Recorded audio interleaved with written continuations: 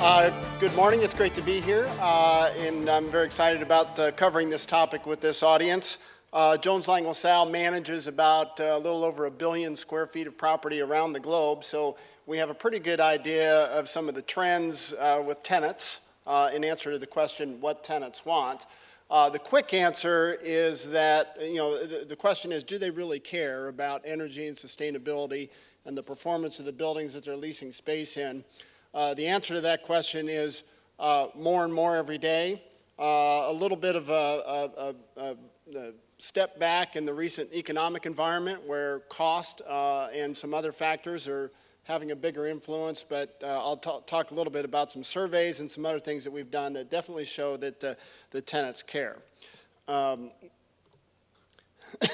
you all know, the whole topic of energy and sustainability as it relates to the built environment has been a very fast-paced and very dynamic topic. Just a few years ago, a lot of times in presentations, we were more focused on trying to convince corporations and users of real estate that global warming and climate change was real and it was a real threat. And we'd go through presentations with more of the Al Gore style slides and exposing them to the science and trying to create an awareness that this is really an issue. Well, the conversation has moved well beyond that. And there's a lot of forces that are influencing corporations and influencing their decisions that are listed on the left-hand side of this slide. Those are key drivers that are causing companies to begin to take action, but the other big transformation is that companies have recognized that this is just good business. Caring about the performance of the buildings is good business. So it really gets back to now to the point where it doesn't matter if they buy into climate change or not. They're recognizing that this is good business for several reasons. One is that high-performance buildings designed to some of these new standards are just way more energy efficient. So they can reduce building operating expenses anywhere from 10 to 40% just by incorporating some of these key design concepts or by locating in buildings that are built to these standards. And in the current economic environment, clearly that's a key driver. So big opportunities to save money.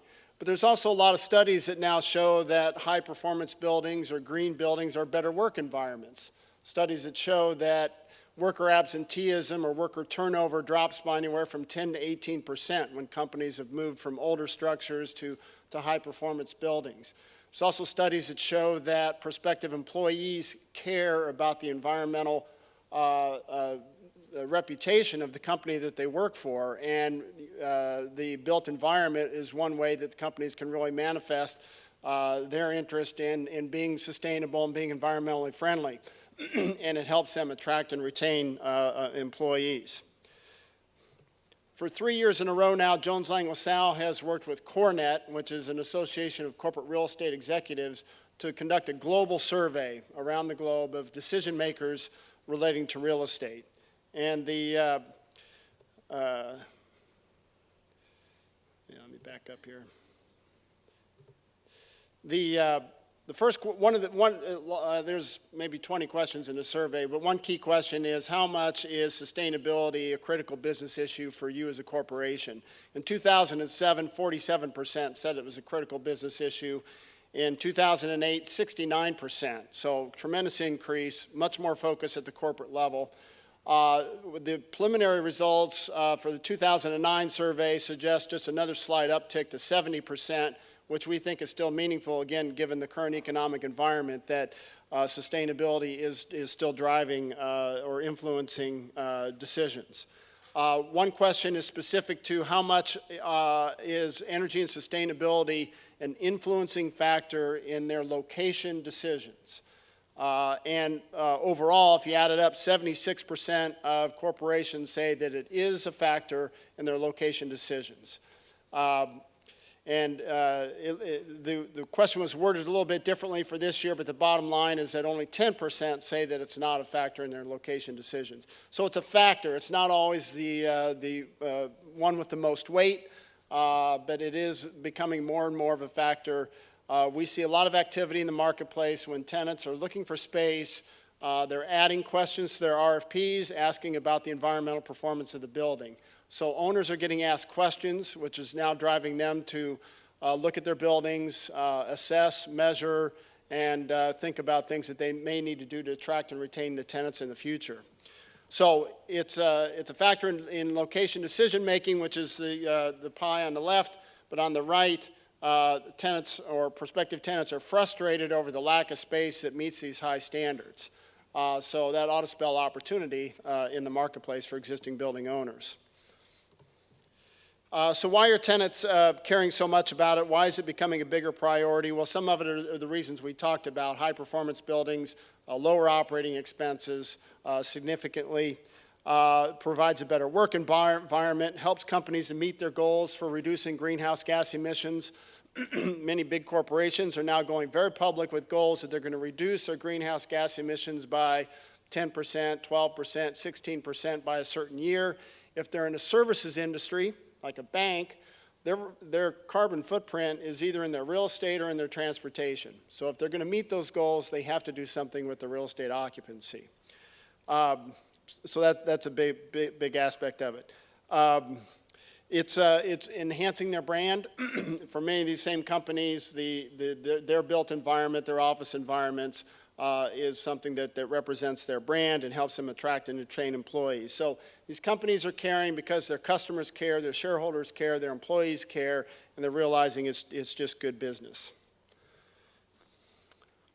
Certain features stand out for tenants when they are looking for high performance buildings. Certainly they're looking for buildings that perform well, have lower energy costs, but right up there on the criteria list are things like natural daylighting, good access to daylighting and daylighting controls. Tenants want more control over what's going on in their space. They want to have more control over how they're using the energy in the building, and then they want to be billed accordingly. So if they're building out their space very energy efficiently, they don't want to be just billed for a pro rata share of the energy expenses of the whole building and subsidizing tenants who aren't being so efficient. So they like sub-metering and control over their own space. They want good air quality and ventilation control, lighting control. Those are some key themes that we see with prospective tenants. Other things that are influencing their location decisions, not just the physical structure of the building, but where is it? So much more preference toward being close to public transportation or close to where their employees live. But we're looking at other things related to energy and sustainability that are influencing location decisions as well. One is the cost of power and a recognition that in the United States, some of the proposed legislation may drive energy costs up higher in high coal power producing areas. So maybe more corporations are going to look to the Northwest where more power comes from hydroelectric. Physical threats of climate change. We're starting to see that influencing location decisions. So companies thinking about, do they want to be where they're located, where they're going to be more subject to storms and hurricanes, increased levels of that activity? Do they want to be in low-lying coastal areas that may be impacted in future years by rising sea levels? Access to water is becoming more and more of an issue. Just look at Atlanta a couple of years ago. It dried up and became a real issue for owners and residents. And then finally, economic incentives are also a big driving factor. Utility company incentives, state incentives, municipal incentives that are driving location decisions. The other topic that comes up whenever you talk about tenants then is the whole notion of a green lease. And there's a lot of discussion on this topic right now. It can get very complex when you get down into the lease clauses. But the notion is if you're going to spend the money and you want to be in an environmentally friendly building and you want to build out your space to certain standards as a tenant, then you also want to be sure the landlord has certain obligations to operate the base building in an ongoing manner that maintains the performance of the building, that they are subscribing to green cleaning practices, that they have recycling programs that support the tenants' recycling programs. And so those are all things that are starting to enter into lease negotiations to create that right balance. The landlord likewise wants to be sure the tenant is held accountable for behaving in certain ways and recognizing that tenant actions can influence the ongoing energy and sustainability of the building. One of the things that we think really makes all this more successful, and you're seeing it in other places in the world, like in Europe, is better performance measurement and labeling of buildings. So in Europe, you have the energy performance certificates. We think in the United States, we need something like this picture implies that says we just need greater transparency. It's very difficult for tenants to make location decisions comparing one building to the next. There's not a good benchmark. Some might say that LEED would be that benchmark, but not every existing building is ever going to go through the whole LEED process. So we need a more consistent way of measuring the performance of buildings, and we think that that will also drive the market, as evidenced by the fact that over 30 years ago, when the EPA required labeling on appliances, in a very short period of time, the performance of a refrigerator got 30% more energy efficient because now buyers could make informed decisions. Well, we need that kind of thing in the real estate world where people can compare one building to the next. Obviously, a tremendous amount of focus on new buildings, new building designs that take into all the fun things that all of you like to think about, new technologies, new glass, switchable glass, wind power, solar power, geothermal power, rainwater collection, waterless urinals. All that's very exciting to talk about, and it's a lot of fun, and we're involved in projects that are incorporating all of that. But if we're really going to make a difference with respect to energy and greenhouse gases and climate change, we've got to address this problem in existing buildings. Over 72% of the existing building stock in the United States was built before 1990. The Cash for Clunkers program doesn't work in our industry. These buildings are going to be around for a long time to come. There's still buildings being designed and built today that don't take advantage of all the latest design features. And then the unfortunate fact is, again, they're going to be around for a long time. So there's a lot of opportunity there to go back and retrofit existing buildings. The other thing that you're starting to see with tenants is they're getting much smarter and being much more thoughtful about how they use space. And they're looking at how they use space much more efficiently and increasing their density in space. And if they have big portfolios, they're thinking about how can we implement new workplace standards and office standards and work from home programs so that we, in a macro sense, can reduce our greenhouse gas footprint by reducing our real estate footprint. Now, that's not the kind of thing that people that like to build new tall buildings want to hear, but it is going to influence, we think, demand overall downstream as people just get smarter about how they utilize the space in existing buildings.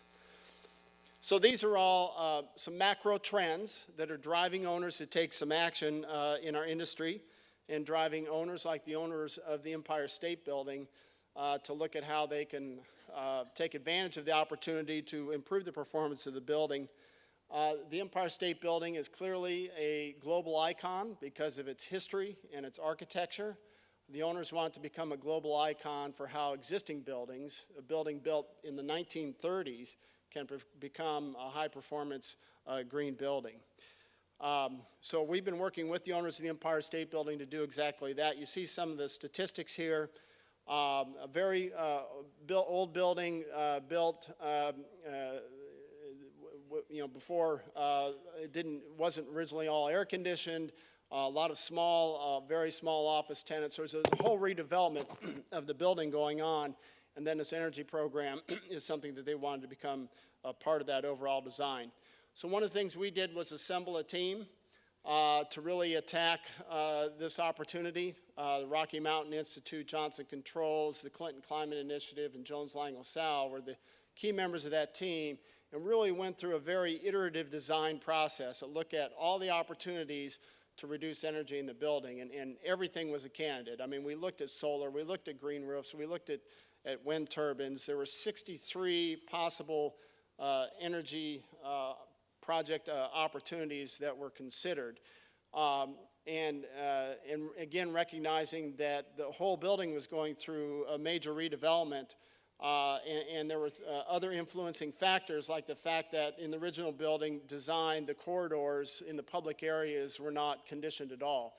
So we needed to be able to, we were able to reduce the need to add additional air conditioning because of some of the energy conservation features that I'll talk about that were implemented. I think one of the most remarkable things is after going through that whole process, it really narrowed down to 8 key projects, and these are 8 projects that are not very sexy or exciting. They're pretty fundamental things, kind of thing that you might do to your own home, like improve the windows and add some insulation.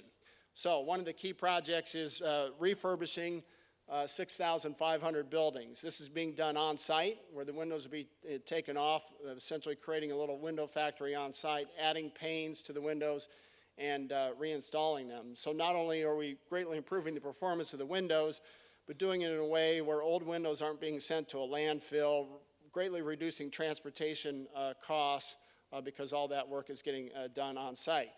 At the same time, because when the windows are coming out, we have access to the old radiators that are putting almost as much heat to the outside as they are to the inside, and putting insulation behind the radiators.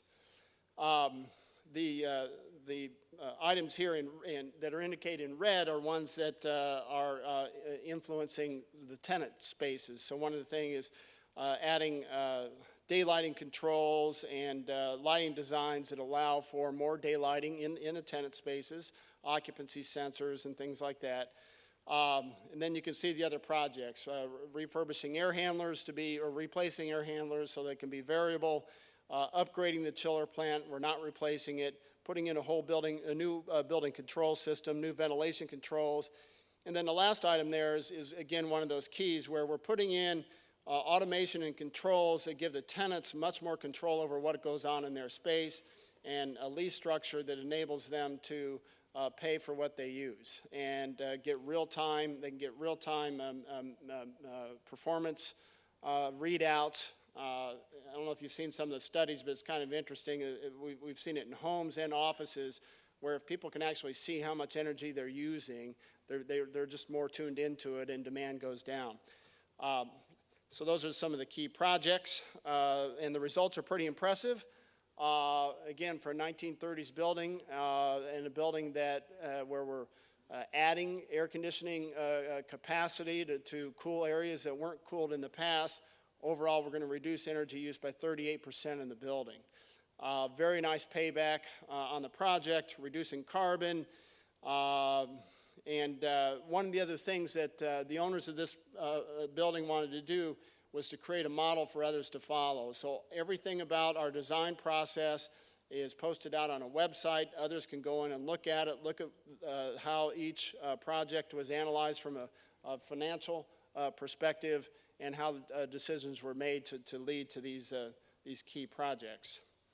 So the key innovations there were the right steps in the right order.